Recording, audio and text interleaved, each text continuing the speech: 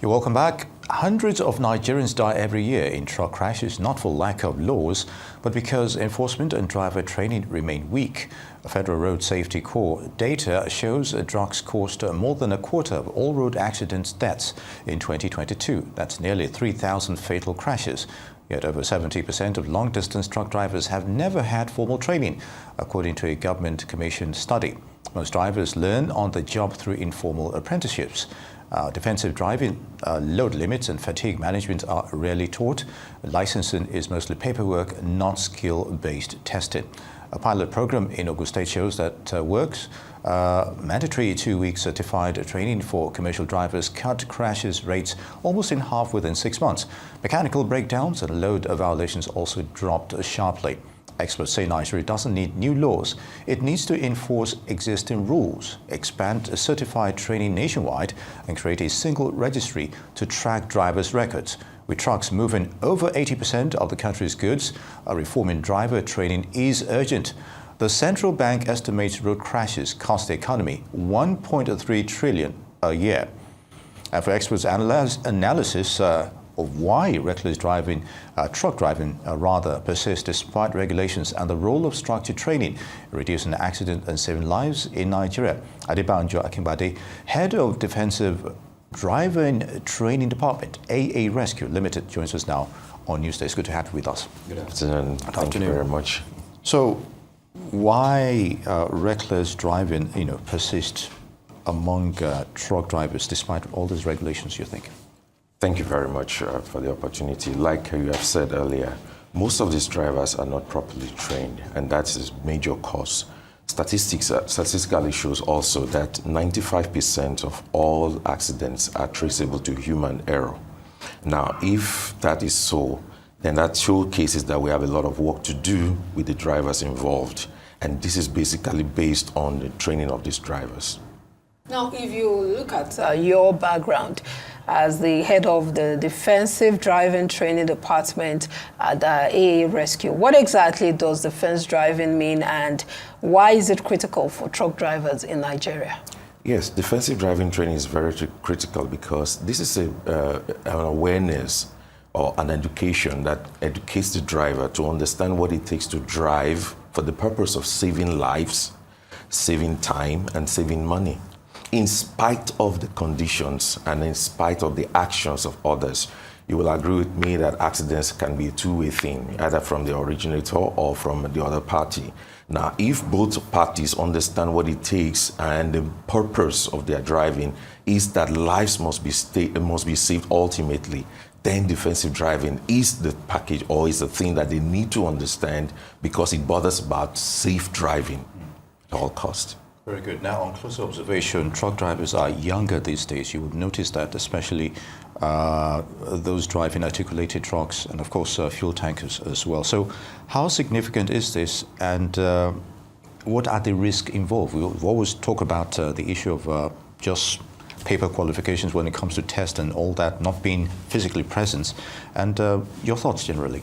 Well, my thoughts is that young drivers, old drivers, all still bothers to one thing. How well do you know? How well have you certified this person? How well have you taken them on practical aspects of these trainings? How well do they drive this truck well? How well have they been educated? Have they been cultivated to understand the challenges of driving a truck?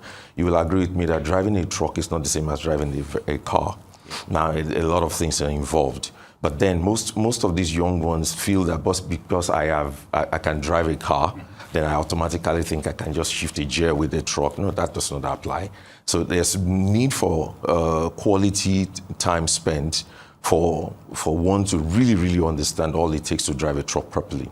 Now, beyond the role of training, what role do you think that government and private sector partnerships can play in improving road safety generally in Nigeria? Yes, government and private sector plays a very vital role, in the sense that if we understand the value of lives, if we understand what it means that for somebody to be alive, somebody wakes up in the morning and says, I'm going out for my daily bread, and then it doesn't come back, it doesn't sit well. A nation should be really concerned about the life of its citizen. So governments and private sectors should really come together to understand that it's not just a saying thing, it's something that should be legalized, legislated. For example, if you can say, before you can obtain your license, show me evidence that you have undergone this training properly and well certified to ensure that lives are ultimately going to be saved by the time you start really driving. Very good. Now, how proactive are government agencies like the FRSA specifically in ensuring roadworthiness of trucks and articulated vehicles? It baffles the mind sometimes. In most parts of Lagos, when you see all these tankers, their tires are just worn out, and some can't even climb over the bridge they are meant to haul these large goods over. And such scenarios cause bottlenecks and unnecessary hold-ups along the way. So how proactive are they? Because most times you just find them concentrating on private car owners. Well, I would say it doesn't really start with these government agencies. It should start with the driver himself. That's what we call pre-checks. How well does this driver check his trucks? How viable is his truck? Is his truck fit for the road? Their supervisors, how well do they make their preliminary checks before the truck is allowed to even leave the premises of their companies or their establishments to ply the road? How well are they maintained? And if all this is in place, then it becomes easier for government agencies to begin to do their own part of the deal to make sure that, okay, or if there's a proper way of ensuring that if this truck is roadworthy, you have a kind of emblem or a kind of tag. So once the government agency sees that this truck does not have that tag, then it should call for some a kind of caution. What about company policies, especially when you look at some organizations that employ these truck drivers?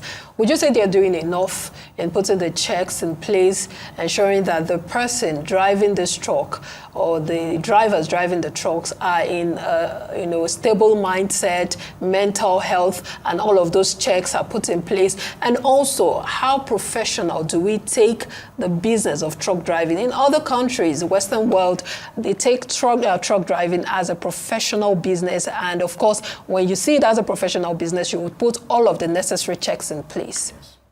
I quite agree with you. In Nigeria, I would say we are just trying. We've not really, we're still scratching the surface, because most of the time, most of these drivers, in my own opinion, I believe they are just employed based on sentiments, based on the urgency. I need a driver, quick. Just give me somebody that can move this truck because I'm running behind schedule in my deliverables. But then, if you look critically, the importance of truck driving is very critical to nation building. At least all of our economy is based, if you look at it downward, is based on the effectiveness of truck driving.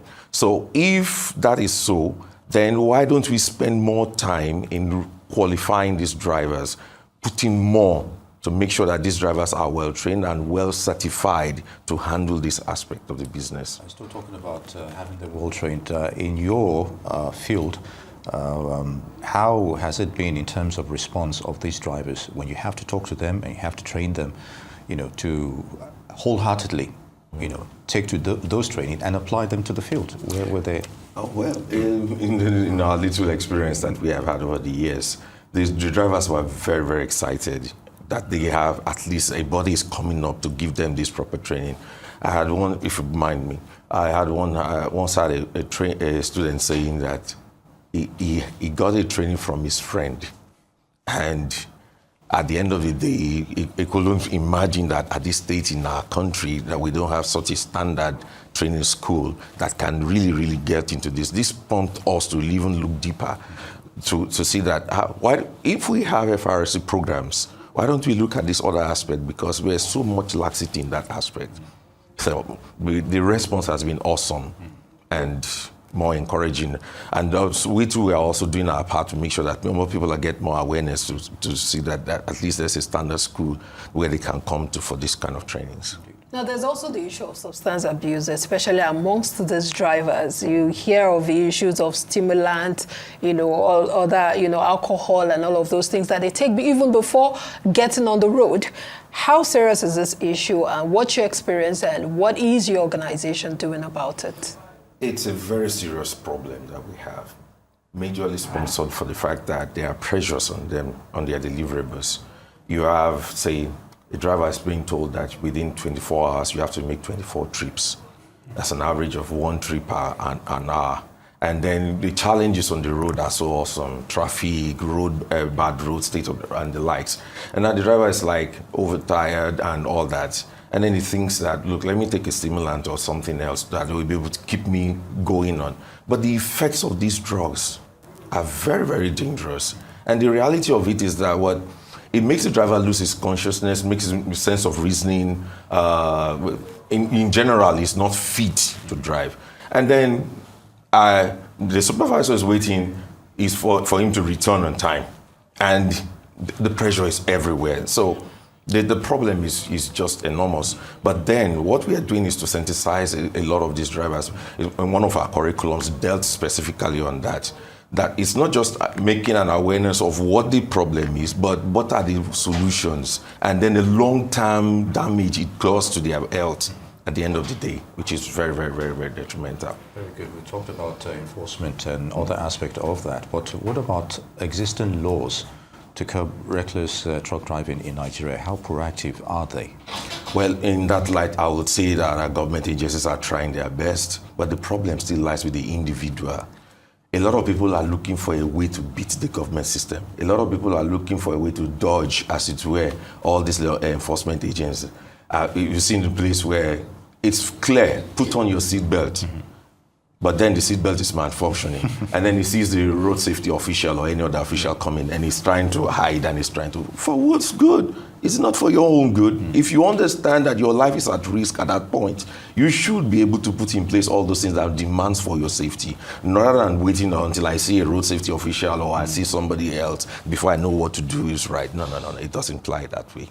And as you've rightly said, it all boils down to knowledge, understanding, and the enlightenment that is brought to these drivers so that we can prevent all of these accidents on the road. Thank you so much, Adebanjo Akingbade, Head of Defense Driving Training Department, AA Rescue Limited. Thank you for your time.